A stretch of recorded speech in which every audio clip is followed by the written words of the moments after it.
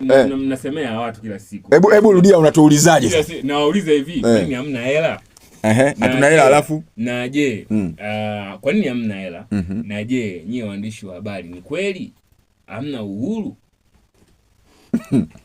Hela kwanza hatuna kweli. Kwa nini hamna hela? Na mnakaa kwenye vikao vikubwa kama hivi. Hela hatuna na kweli sijui wakati mwingine nyumba si tusemeje, lakini hela kweli hatuna. Hela kweli hatuna kwa sababu hii inatokana na dharau. Nyie ni watu muhimu, lakini ni watu muhimu sana. Lakini hii inatokana na dharau. Inatoka wapi hiyo dharau? Inatokana na masosi. Nikisema masosi naona naweza nikamwacha mtu pembeni. Kwa maana ya watu ambao tunaenda kuwafanyia hizo habari. Serikali, taasisi mbalimbali binafsi. Kwa sababu wangetuthamini na kuona kwamba mchango wetu mkubwa, kwa sababu sisi tukisema kwamba tugome tusitoe habari yoyote, dunia inakuwaje? Kwa mfano, yani hatutoi Instagram, yani hatutoi social media zote, hatutoi kwenye hivi. Kwa mfano hapa tuko hapa hatuzungumzi. Kwa mfano labda mheshimiwa labda mkuu wa mkoa ana taarifa yake, sisi hatutoi. Mheshimiwa sio nani anasema hatutoi. Sio kimetokea kitu gani hatutoi. Hivi dunia inakuwaje? Yani angalau saa 6 tu wakose habari kwa saa 6. Dunia inakuwaje? Sasa sisi ambao tunaofanya hivyo tunadharauliwa. Nakupa mfano mzuri mmoja tu ya kwamba kwa mfano sisi na madaktari. Daktari anaweza kaalikwa mahali na fungu lake linafahamika kabisa kwamba yeye kitu chake 100. Mfano mzuri wewe unao, tunaenda kwenye training mbalimbali.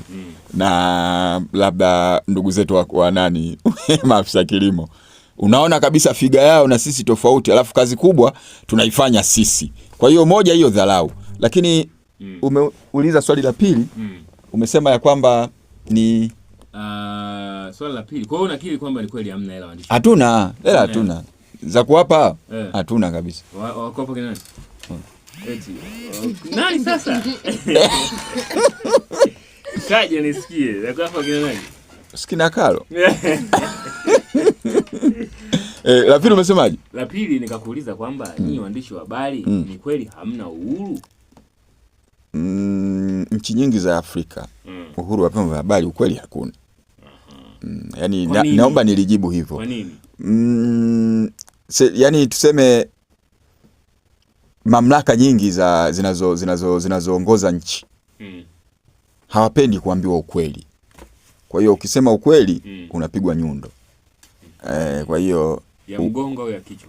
Ya kichwa, ili usinani tena ufe kabisa. Sijasema Tanzania. Nimesema nchi nyingi za Kiafrika. Haya.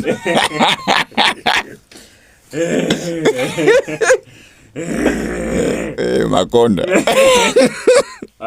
Ndugu waandishi wa habari, nimewaiteni hapa. Mseleza kuhusiana, unajua pia waandishi wa habari. Kingine, unaamini kwamba waandishi wa habari huwa hawana changamoto zao?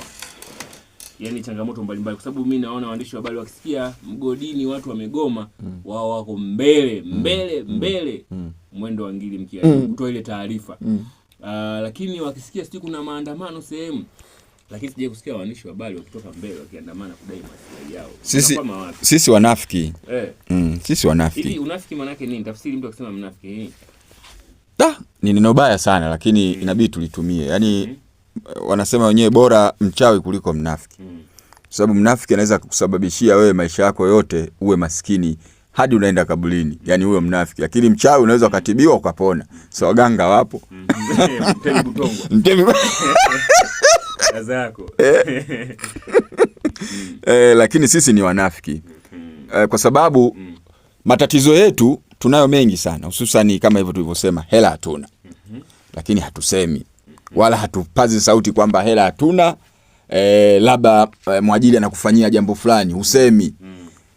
Lakini inapotokea siku moja hapa ilitokea watu fulani hivi bomba la mafuta walidhulumiwa. Hiyo habari ilivyoenda sasa.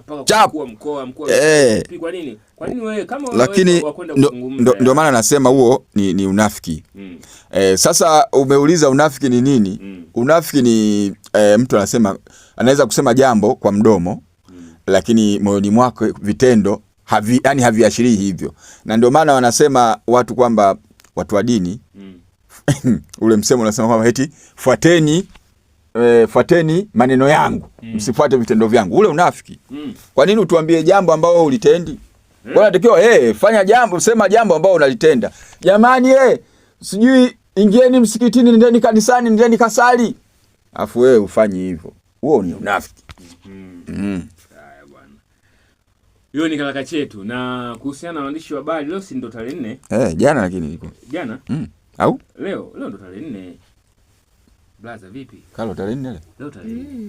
Sasa leo tarehe 4 nilikuwa namuuliza hapa Nyaungo kidogo kuhusiana na mambo ya waandishi wa habari. Sasa leo waziri wa zamana yao waandishi wa habari Nyaungo na Comrade Caroline hapa, hao ndo ndugu waandishi wa habari.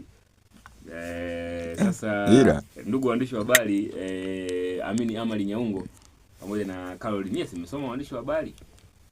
Sasa ndio maana yule jamaa wa Njombe alisema tu kwa nini serikali inakaacha kwa sababu yako wewe. Kana kwa kasukuma katoka dogo, kwani mkaache kakuekue. Sasa nawapa